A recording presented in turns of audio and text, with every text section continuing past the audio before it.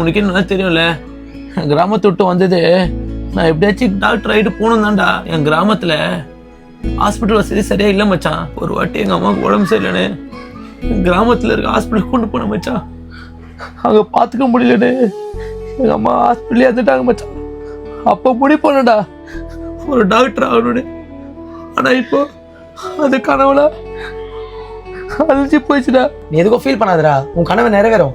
இப்போ என்ன, நீ நீட் எக்ஸாம்ல கம்மி மார்க் எடுத்துட்ட, அவ்வளோதானே. சென்னையில் ஸ்டெப்வர்த் கன்சல்டன்சின்னு ஒன்று இருக்கு. அவங்க பார்த்தனா நீட் எக்ஸாம்ல கம்மி மார்க் எடுத்தவங்களுக்கு இங்கே கவுன்சிலிங் பண்ணி சீட் கிடைக்காதவங்களுக்கு அப்ராட்ல பார்த்தீங்கன்னா கவர்மெண்ட் காலேஜில் வந்து சீட் வாங்கி தராங்க. அப்போ எனக்கு எம்பிபிஎஸ் சீட் கிடைக்கும் மச்சான். நானும் டாக்டர் ஆகிடுவேனா?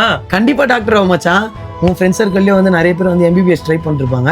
ஸோ அவங்க கஷ்டப்பட்டு இருந்தாங்கன்னா ஸ்டெப்வர்த் கன்சல்டன்சியை வந்து விசிட் பண்ண சொல்லு. டாக்டர் அஸ்வின் வந்து கைட் பண்ணுவாரு. அவங்களுடைய கான்டாக்ட் டீட்டெயில் நான் கொடுக்குறேன். அப்போ நான் டாக்டர் ஆகிடுவேன் மச்சான். கண்டிப்பா ஆயிடுவோம் மச்சான். தேங்க்ஸ்டா.